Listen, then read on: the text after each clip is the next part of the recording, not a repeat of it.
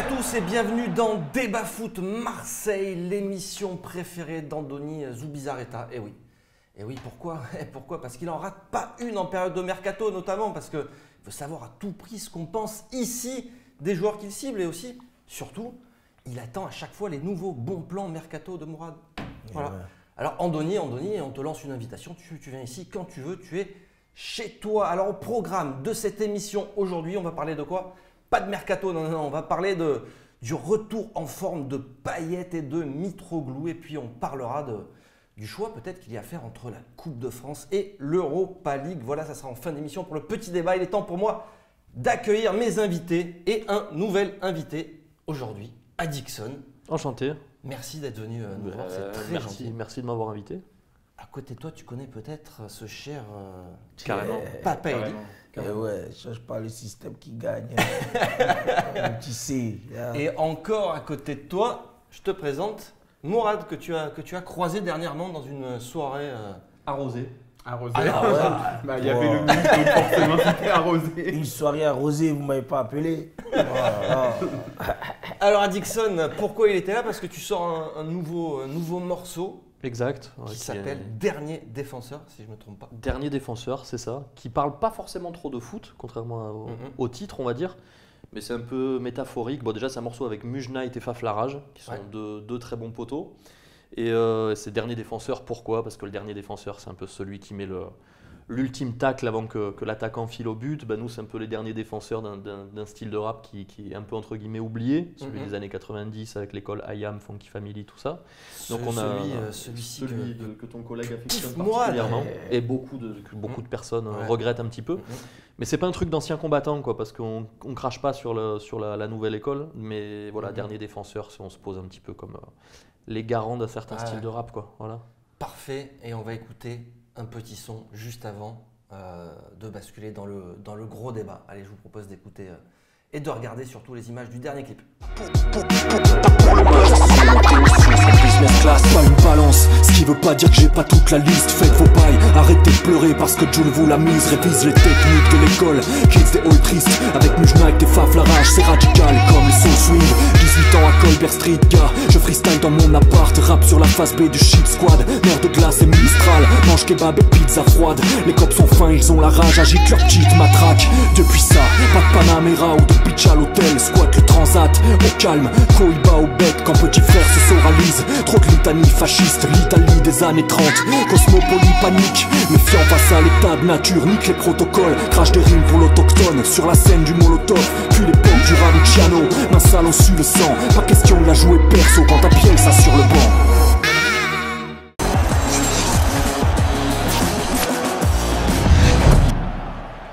Alors messieurs, le gros débat qui nous intéresse aujourd'hui, c'est de savoir si ça y est, enfin, la saison de Mitroglou et de Dimitri Payet est lancée. Parce qu'on a vu deux belles performances de ces joueurs-là sur les deux derniers matchs. Donc ça y est, on se dit, pour Mitroglou et pour Payet, c'est peut-être leur fin de saison. Et, alors en chiffres, Mitroglou, c'est quand même 4 buts en 2 matchs.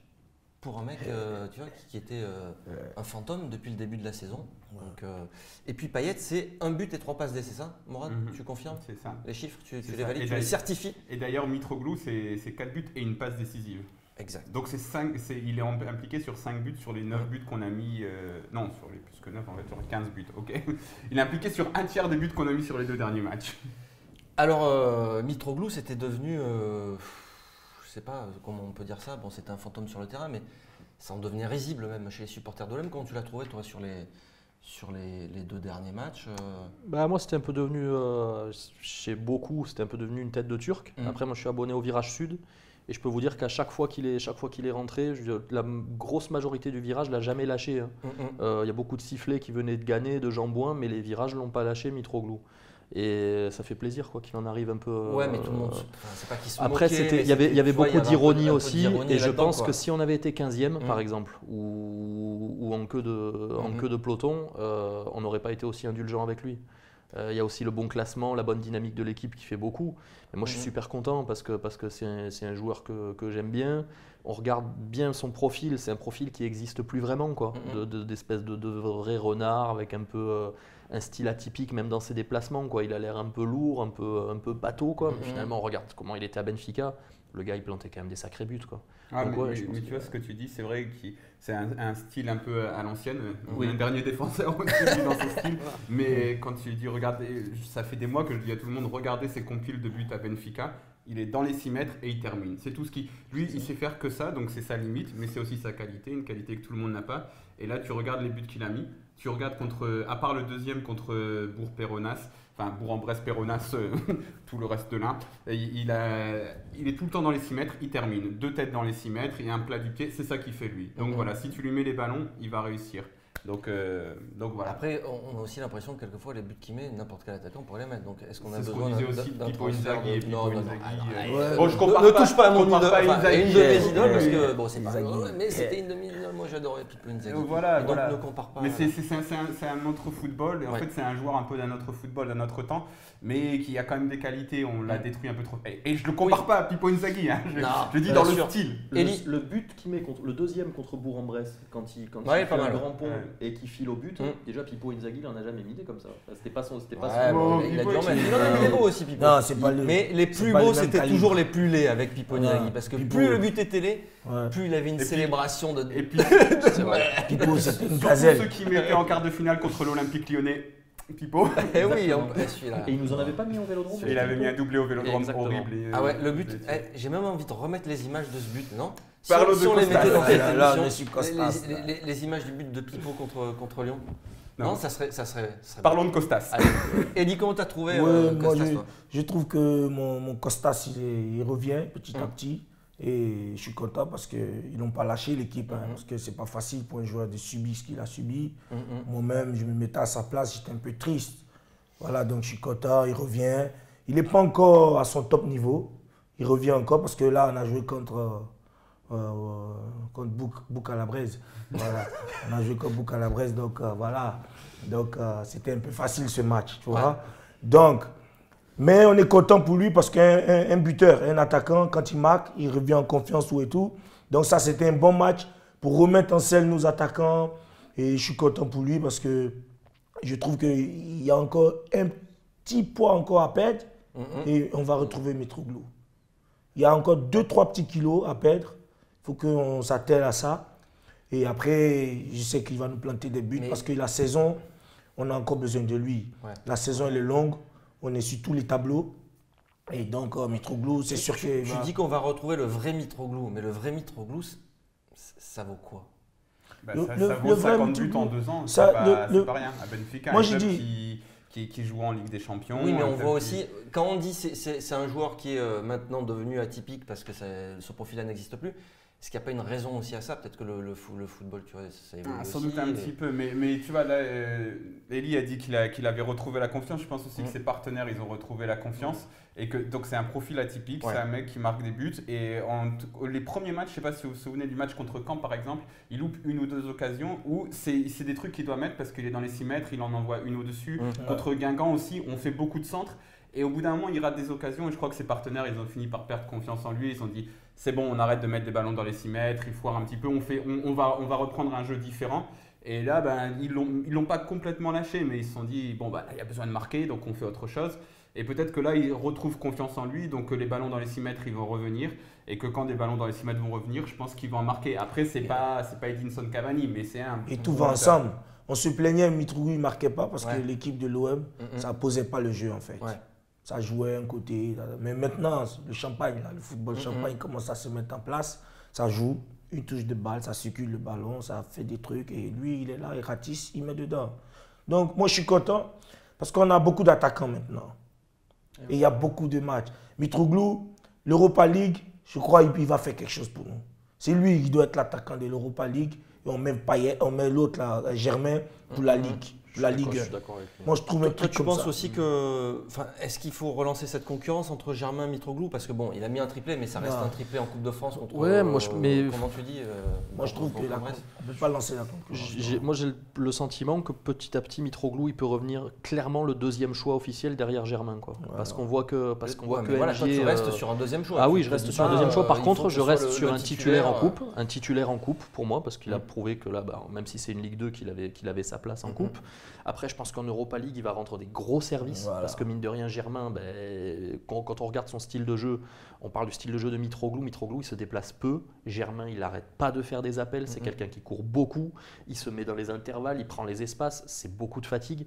Donc Germain, il peut assurer en Ligue 1 sans problème. Mais par contre, je pense qu'en Coupe d'Europe, il ne pourra pas enchaîner comme ça. il pourra pas aussi, enchaîner.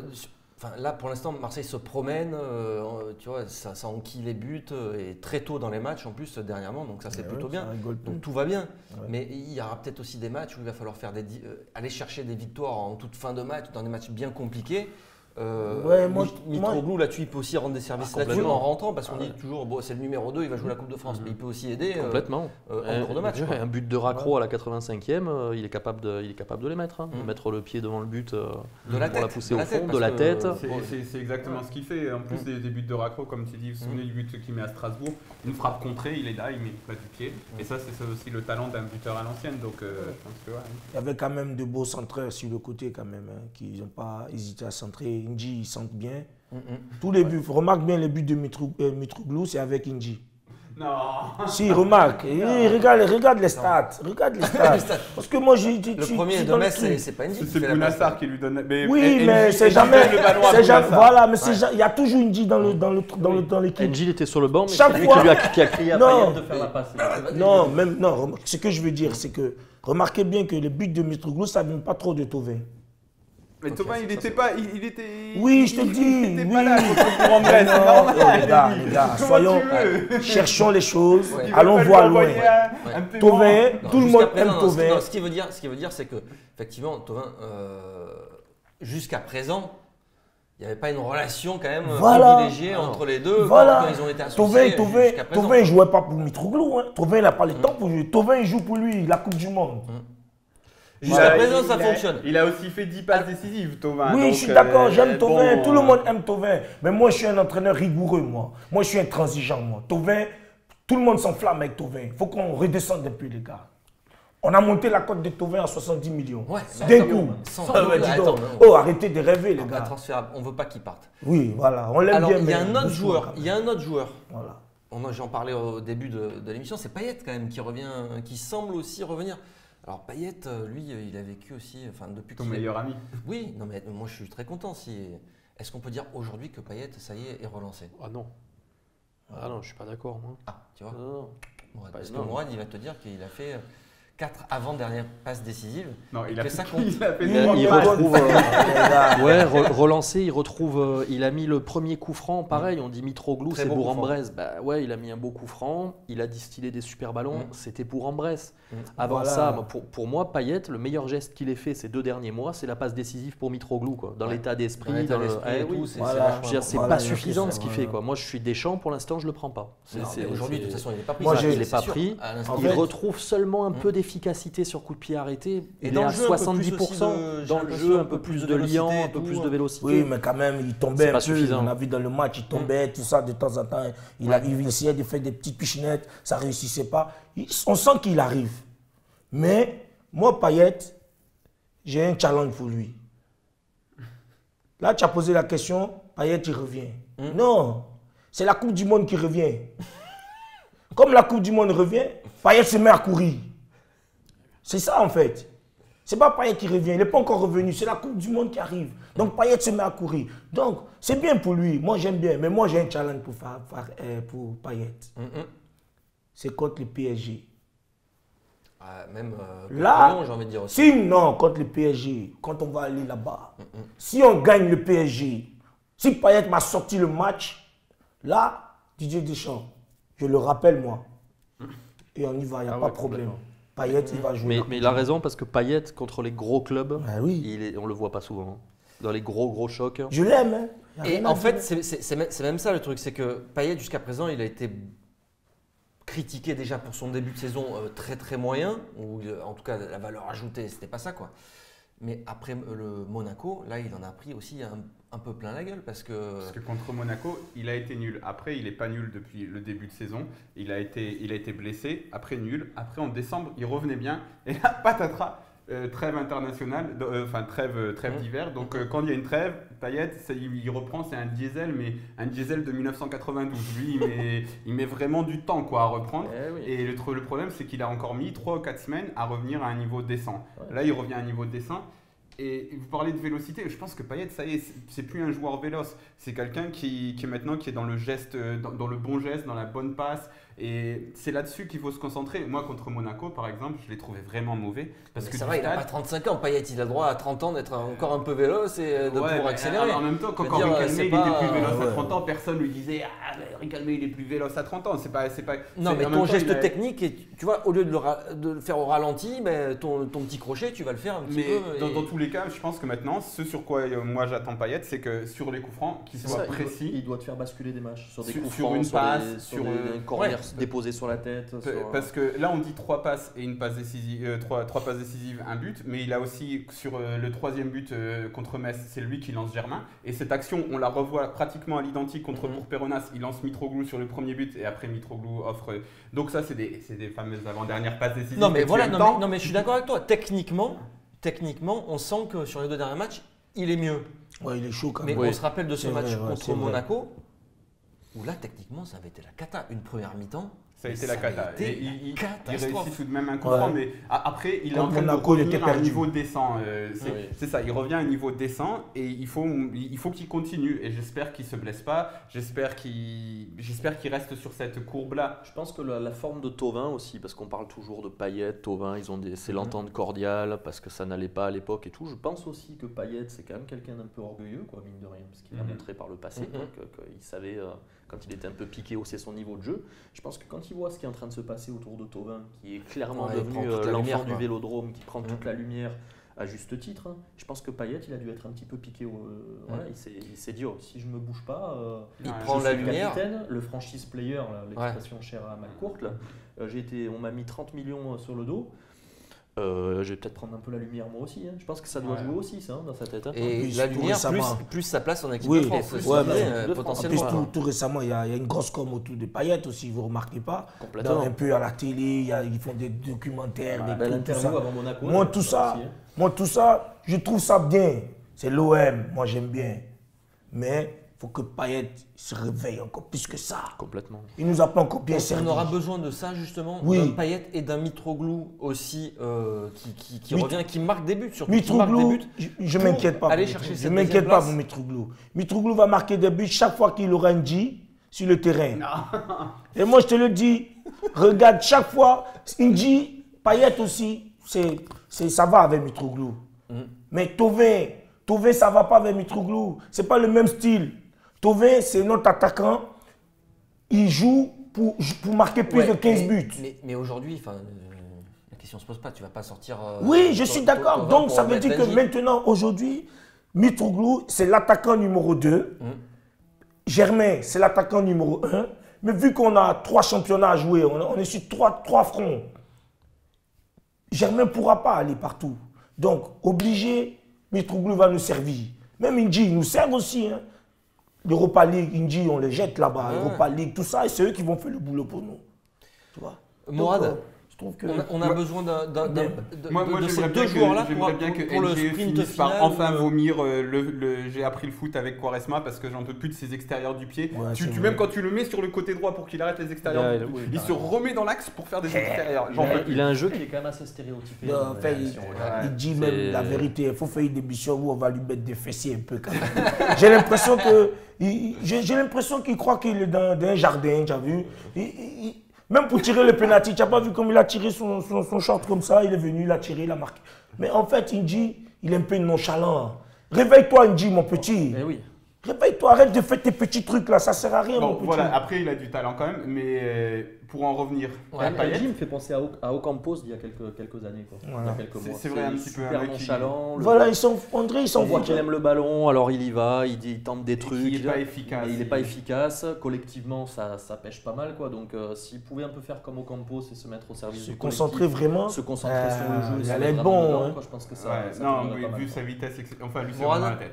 Pour en revenir sur Payet, le truc aussi j'ai eu des débats sur Twitter avec des mecs, etc., qui disaient, ouais, parce que moi j'aime beaucoup Sanson aussi, ils disaient, ouais, mais Sanson, c'est pas un meneur de jeu, et je disais, ouais, peut-être que c'est pas un meneur de jeu, mais il apporte autre chose, etc. Mais Payet, lui, c'est un meneur de jeu, et tu le vois quand même quand il est sur le côté gauche, il est au départ des actions, il apporte de la fluidité dans le jeu, il apporte des passes décisives, il apporte des choses, il apporte les fameuses passes clés qui plaisent tant à la France du foot actuellement. Donc tout ça, je pense que si Payet revient à un niveau décent, avec Payet qui a un rôle plus pour le collectif, Thauvin qui est un peu une arme fatale, Sanson qui apporte un plus au niveau des mouvements et au niveau de la finition, plus Germain et Mitrovic qui reviennent bien, on va être sérieusement armé. Et plus Ocampos qui apporte aussi la grinta, on va être sérieusement armé. Ouais, je voulais dire justement pour quand on parlait de l'utilisation de chaque joueur pour telle coupe, tel championnat. Si on regarde bien, tu pensais avoir un banc un peu pourri avec un Mitroglou au fond du seau, un NJ un peu timoré. Là, tu te retrouves ce que tu disais, quelle est vraiment la place de Mitroglou au sein d'un effectif de Ligue 1 ? Moi, j'ai envie de te dire que Mitroglou, le vrai Mitroglou, il a sa place dans une bonne équipe européenne titulaire. Le vrai Mitroglou, c'est ça, quoi. Donc, tu te retrouves avec un Germain en pleine bourre et avec un mec qui potentiellement a toute sa place en tant que numéro 9 de l'OM. Moi, je pense que si Mitroglou revient à son niveau, tu vas surtout avoir une concurrence super saine parce que Germain, c'est un bon gars. Ils vont se tirer la bourre tous les deux et des buts, tu vas en avoir. Pour cette fin de saison, on a de quoi quand même être plus qu'optimiste. Si on voit ces deux joueurs-là revenir en forme, alors qu'on a fait une grande partie de la saison avec offensivement, surtout un énorme Thauvin qui portait l'équipe, pas lui tout seul, mais presque. Donc là, c'est quand même ultra positif pour Marseille. Parce que Thauvin, il avait déjà une préparation déjà avant le championnat. Thauvin, l'année passée, il a fini sur une bonne note. Donc déjà, il était prêt mentalement à commencer une saison en force. Alors que l'équipe, on a recomposé une équipe où il y a eu du temps à se mettre en place. Moi, je dis maintenant, on a atteint la vitesse de croisière. Il n'y a même pas une équipe qui peut rigoler avec moi en ce moment. Ah oui, je te dis 15 minutes, nous on plante des buts direct. Ah oui, je te prends tous les paris que tu veux. Et oui, moi je savais, le match passé 5-0, j'ai fait le pronostic. Ce match, je savais que c'était le chaos. 9-0, tu t'imagines? 10 minutes, un but toutes les 10 minutes. Tu imagines 9-0. Et donc, Saint-Etienne, j'ai des scoops. Mais j'ai pas envie de les livrer. Ah ben si. Non, j'ai pas envie. Cabella va jouer, il le sait. Cabella va jouer. Parce que Saint-Etienne, déjà. Tu connais le résultat déjà ou pas? On peut le donner? Ouais, Saint-Etienne. Faut que tu peux dormir tranquille. On va les massacrer. Déjà même l'entraîneur, il a déjà annoncé qu'il n'aura pas de joueurs. Tellement il cherche, il veut se justifier déjà. Il a dit non, l'autre il a la grippe, l'autre il est blessé, l'autre il est ceci. Donc ça veut dire qu'on va jouer contre une équipe vraiment. Mais déjà aujourd'hui, quand tu reçois ou quand tu joues l'Olympique de Marseille, mais oui, dire, tu dois un peu flipper quand même. Vitesse de croisière. Les roustes mais oui, ça rigole que l'OM est, moi. Non, c'est vrai. Ça rigole dans une période quand même assez remarquable. Tu regardes même, je ne veux pas comparer avec le PSG, c'est incomparable, mais regarde quand même la différence de points au niveau du haut de classement, elle n'est pas si énorme que ça. Tu crois qu'on peut aller les chercher? Non, on peut pas aller les chercher. Je dis pas qu'on peut aller les chercher, mais au niveau crainte. L'année prochaine, on va aller les chercher. On peut peut-être l'année prochaine on peut les chercher, mais au niveau crainte que tu inspires aux adversaires. Bon, évidemment, quand tu as Paris devant toi, les adversaires ils se chient dessus. Quand tu as l'OM qui arrive avec un ratio de 4-5 buts par match, des attaquants qui sont en feu et des défenseurs derrière, c'est des blocs, les gars. Dire qu'il y a des gens qui osaient critiquer Rudy Garcia. Mais attends, ces gens-là, et moi le premier. Aujourd'hui, doivent les dégager. Il dit Benjamin, il faut qu'après tu fais une émission avec toutes tes archives. Pas les miennes, je couperai les miennes. Non, les miennes à moi. Tu mets tout ce que j'ai. Oui, je t'ai dit. Non, mais c'est un scandale, il faut le dire. Mourad, là-dessus. Donc t'es viré demain, c'est ça? Optimiste ou pas? On conclut là-dessus. Optimiste, je sais pas. En tout cas, pour le moment, je profite. Pour le moment, je profite parce qu'on a aussi entendu des gens qui disaient c'est Bourg-en-Bresse, ces trucs. Moi, je m'en fous. J'ai vu 15 buts en 2 matchs. Mourad, tu as quand même du ballon. Tu es un analyste. Oui, quand même. Mais non, mais tu peux pas. Regarde tout ce qui s'est passé. Non, mais regarde l'OM. Regarde cette équipe. Des périodes dans des saisons où tu te dis aujourd'hui. Je suis optimiste, mais je peux pas dire ce truc et tout. Il y a 6 mois, on se disait avant chaque match. Ouais, effectivement, celui-là, je ne sais pas si on va le gagner. Aujourd'hui, on se dit, mais on ne peut pas le perdre. Là, tu as Lyon-Paris, tu auras 2 tests. Ouais. Une fois que tu auras passé ça, tu pourras faire, je pense, un vrai point et te dire, voilà, on est capable de ça. Et ça, par contre, on ne peut pas le faire. Et plus, tu vas avoir la Coupe de France, l'Europa League qui revient. Et justement, on en parle. Coupe de France, Europa League. quel choix il faut faire? Bah, s'il faut en faire un déjà, parce que peut-être qu'il ne faut pas en faire, hein, Mourad. Bizarre ce sujet-là que tu m'as préparé. Petit débat, c'est tout de suite.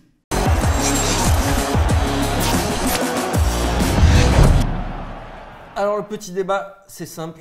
Est-ce qu'il faut faire un choix entre la Coupe de France et l'Europa League, sachant qu'aujourd'hui, l'objectif numéro 1 ne peut pas se cacher maintenant, non? C'est la deuxième place. Carrément. La deuxième place sûr. sur le classement. Et c'était inespéré au mois d'octobre, je vous le rappelle. Ouais, non, mais Donc- il y avait que moi seul encore qui était prêt pour la deuxième place. Comment? J'étais seul à dire cette deuxième place. C'est vrai? Mais oui, Ça, Mourad, j'étais le c'est- seul à c'est le vrai dire. que sur une émission, il avait Depuis tout le temps que je faisais que de dire, moi je dis, je suis un visionnaire. Et la vision me dit maintenant, le choix à faire. Et ouais, nous, l'OM, on rigole plus. On prend les deux directs. C'est-à-dire, on prend la Coupe de France et on prend l'Europa League. L'Europa League, je tiens à dire à tout le monde que la finale, c'est à Lyon. La finale, c'est à Lyon. Alors, messieurs, il faut être sérieux quand même. Oui. J'ai préparé cette émission. J'ai des chiffres. Ok. L'Europa League. Non, d'abord la Coupe de France. La Coupe de France. Ok. La Coupe de France. Ouais. On est en quoi? On est en Quart quart de finale. Donc, c'est mathématique. Il nous reste combien de matchs? Il reste normalement 3 matchs. 3 matchs. Demi-finale, quart de Ouais, finale, faut la jouer. demi-finale, finale. 3 matchs. L'Europa League. On est en 16e de finale. Donc, il Alors, reste- c'est mathématique. Il reste combien de matchs? 16e, 8e, donc je dirais 5 matchs. 4, Ou 6 matchs. Non, t'es fou. Erreur. Ouais. 10 matchs. 8, 9. Non. Erreur. 16e. Après 9 16e, matchs. 8e. Parce que 9 t'en as matchs. deux. Ah oui. Oui, pardon. Eh oui, deux. J'ai doublé la finale. Ouais, mais là, c'est un match aller-retour. Match aller-retour. Ok. Alors, Il faut tout jouer. faut tout jouer. Ouais, fait pour moi, combien il de faut tout matchs jouer. Bah, en fait, ça fait 9 matchs. Parce que en fait, quand tu poses la question, est-ce qu'il faut lâcher une compète ou pas, on oublie juste un paramètre, c'est qu'il y a quand même des gens qui viennent au stade pour les voir jouer. Ouais. C'est- Il n'y en a pas enfin, beaucoup en Moi, Europa League. hein. il n'y en a pas beaucoup Il y en en a Europa pas League, beaucoup. mais Non, mais attends, moi, je sais que quand j'y on vais va en jouer Europa contre une League. grosse équipe, tu vas voir ça. Exactement. Voilà. Exactement. Bien sûr, je suis d'accord. C'est ça le truc. Il y a aussi les affiches, le tirage qui va dépendre Bien de sûr. ça. Pour moi, il faut tout jouer. Il y a des gens qui viennent vous voir, les gars. Quoi. Je veux dire, en semaine, quand il pleut, voilà. Il faut se mettre à la place des supporters. Moi, je vais aller les voir, les matchs d'Europa League, les matchs de coupe, je vais aller les voir aussi. Et j'ai envie de voir, même si c'est pas une équipe à chaque fois 9-0 et au top Ouais. offensivement, j'ai envie de voir au moins des mecs qui mouillent le maillot. Donc oui, confrontation. il faut tout jouer. Quoi. Voilà. Mourad, est-ce que tu as un avis différent? Sinon, c'est pas intéressant d'arrêter C'est l'émission. difficile. Après, je suis d'accord avec toi sur la base, mais je sais que Rudy Garcia, c'est aussi un gestionnaire et c'est quelqu'un qui va se dire.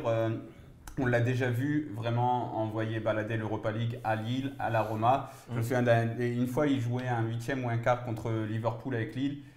Bon, c'était pas très important quoi. Il s'est fait éliminer. Il a dit c'est Liverpool, qu'est-ce que vous voulez que je fasse? À la Roma, pareil. Donc je me dis. Lille, c'est pas l'OM. Ouais, mais tu vois, la Roma, c'est quand même au niveau de l'exposition médiatique et tout, au niveau de la pression, de la folie des mecs, ça se rapproche de l'OM.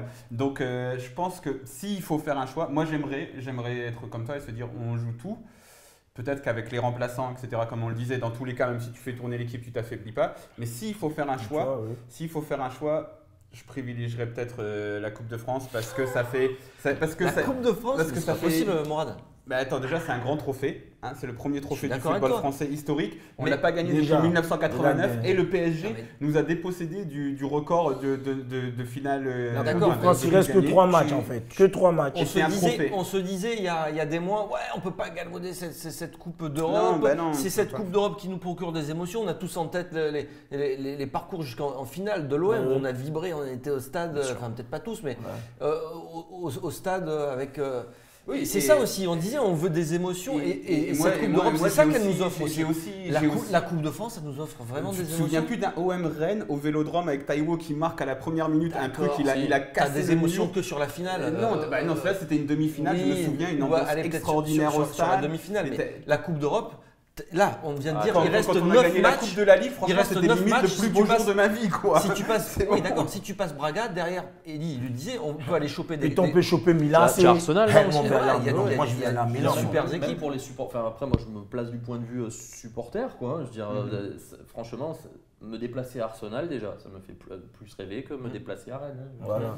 Moi, je dis, en fait. Je suis d'accord. Moi, je suis le mec qui défend tout le temps l'Europa League. Non seulement j'ai eu des émotions de fou avec la campagne de l'OM, et en 2015, j'étais en Ukraine, en 2015 ou 2016, je sais plus, quand le Dnipro va en finale de l'Europa League. J'ai vu le quart de finale, la demi-finale. Tu vois une demi-finale contre le Napoli où tu vois Higuaín qui se plante et tout. Il y a invasion de stade. Je sais que c'est une compétition qui te donne des émotions de fou, quoi. C'est énorme. C'est énorme. Et j'aime beaucoup cette compétition. Je trouve que c'est la vraie Coupe d'Europe parce que c'est pas une oligopole avec que des gros clubs, avec 4 clubs qui peuvent la gagner. Mais je me dis, on a beaucoup d'objectifs et à mon avis, Rudy Garcia il va faire un choix. Donc si je suis dans la tête de Rudy Garcia, je me dis il y a 3 matchs aujourd'hui et on rejoint peut-être là le débat, tu en as un peu parlé précédent. C'est que avec Payet, Mitroglou qui reviennent en forme, peut-être qu'on a le banc aussi pour assumer si, on a un banc pour jouer, on a le banc. Je ne voulais pas qu'on prenne des joueurs pendant le mercato. Je dis on a une équipe, on est prêt là, on a un groupe. On peut la rotation, la Coupe d'Europe, on va la jouer. Moi je sais Rudy, c'est un philosophe, il va la jouer. Braga déjà, ça sera le premier test. La Coupe de France, c'est facile, il reste que 3 matchs. Tu vas voir le tirage, on va prendre les herbiers là. On va prendre les herbiers, on va aller couper les herbes là-bas. Après, il y aura ce fameux match 3 jours avant le PSG. C'est ça qui va nous fatiguer un peu. Mais le PSG aussi, ils auront les Champions League aussi avant. Tout le monde a sa coupe. Eh oui, pas oublier ça. Si, PSG, ils auront mercredi. Ils sortent direct. Ils jouent contre le Real. Ils vont jouer contre le Real avant nous. Donc ils vont laisser la sueur là-bas, ils vont laisser la transpiration là-bas. Ça va être dur pour eux. Et nous, Braga, match aller, il faut qu'on les assomme direct. Tu penses qu'ils ne vont pas faire tourner pour. Non, ils ne pourront pas. Tu vas tourner pour mettre la grosse équipe contre Ils vont tourner contre le Real? Je ne crois pas. S'ils ont tourné contre le Real, ils vont fresser. Ça sera une vraie tournante là. Franchement, là, il faut que je fasse attention là. Parce que là. Contre les Real, tu ne tournes pas. Non, mais le banc, là, je veux dire, regarde, même Lopez, il commence à se mettre un peu au diapason des autres. Quand il rentre, ça commence à être intéressant. Il a le niveau coupe de. Ne me dis pas qu'il n'a pas le niveau Coupe de France, des mecs comme ça. Après, on a vu aussi sur la première partie de saison, mais bon, voilà, c'est pas la même équipe, que quand on faisait tourner l'Europa League, c'est pas la Ligue 1, quoi.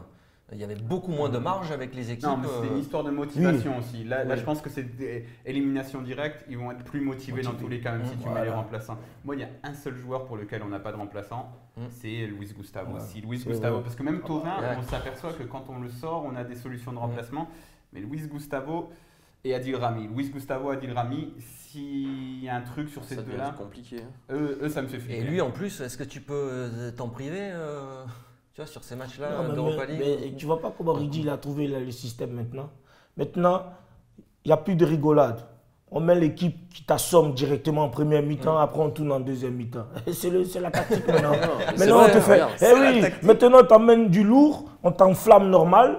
Et après on tourne, c'est tout. C'est la nouvelle tactique. Moi je ne m'attendais pas à ce qu'il soit titulaire contre Bourg. Coupe d'Europe, moi je trouve que c'est ça. Voilà. C'est la nouvelle tactique de Rudy. Il a réfléchi. Pour Braga, là, on peut se dire qu'il faut mettre la grosse équipe pour le match aller. Si tu leur mets 4 buts ou quoi, ça va pas être facile. Mais si tu fais un gros écart, au retour, tu es tranquille. Parce qu'il nous avait habitués à quoi? À mettre des petits. À faire 6 ou 7 changements. Et à la fin, dans l'équipe. Voilà. Et d'ailleurs, il faut. C'était dur quand même. Je me rappelle, c'était dur. Purée. On était obligé de faire entrer un Cador à la fin pour gagner le match. Mais cette fois-ci, on met du lourd au départ. Je pense que là, il peut pas, je veux dire, stopper la dynamique. Quoi. Ça y est, l'équipe elle est lancée. Tu peux pas casser, c'est fini. Sinon, tu débrailles tout. Allez, pour conclure, alors, il faut trancher Europa League, Coupe de France. Les deux. Eh oui, les deux. Eh oui, ça fait rentrer des sous. On laisse tomber le championnat. Non, champion tout, frère. On prend tout. Oh, une grande équipe. On prend tout. L'Europa League, c'est la préparation de la Champions League de l'année prochaine. C'est l'entraînement en fait. Tu te mets déjà un peu au niveau, tu annonces à l'Europe que tu commences à arriver. Tu mets les pieds dans la il a tout dit sur le comme ça, faut pas négliger ça. Faut aller à fond. Rudy, tu connais, allez, on y va. Allez, on n'a pas le temps à perdre. Et oui. Moi, je veux un trophée. J'aimerais beaucoup un trophée. Et j'aimerais Va chercher le titre de champion alors. Le titre de champion, ça va être difficile. Et donc, je me dis, là, on est à 3 matchs d'un trophée. Et ça m'excite un petit peu. Donc, si tu m'offres des émotions en Europa League et la Coupe de France et que tu termines second du championnat, putain, tu auras fait une saison. Alors là. Tu auras fait une saison de fou. Et là, tu devras faire des excuses. Cette année, peut-être, on va prendre les 2 trophées. Une émission de 30 minutes à t'excuser. Ça sera génial. Sur Nicolas. Messieurs, merci beaucoup. Ici s'arrête cette émission. Eh oui. Oui. On doit rendre l'antenne, comme on dit. Comme on disait dans une autre époque. Comment il s'appelait À vous Paris, nous rendons l'antenne. Oui. Non, le studio, il est là aussi. Comment il s'appelait? Merde, j'ai oublié. C'est pas grave. Ah, c'est pas grave, on zappe. Bon les gars, merci ça, Eli, là. merci à Allez. Dixon. On va réécouter le morceau Dernier Défenseur. Yes. Tu reviens quand tu veux. Quand Oui, vous voulez. Ça va, c'était Quand bien. vous voulez, c'était super. Allez, super. Merci Mourad, tu reviens quand Allez. tu veux. Merci Eli. Allez. Merci à tous de nous suivre sur YouTube. Vous êtes de plus en plus nombreux, mais Football Club de Marseille, c'est aussi un site internet. Et oui, c'est pas que YouTube, c'est footballclubdemarseille.fr. Toutes les news de l'OM 24h sur 24. C'est ici que ça se passe. Merci à tous. Rudy, il est tout le temps sur le site. Eh oui. Moi, je Tout le vois temps, tout le Rudy. temps, tout le temps. On voit son email apparaître. Merci à tous. Ciao, ciao. Mentalité de OG. OG. Depuis Mino, je rate. Le rap pour moi, putain stock en fait.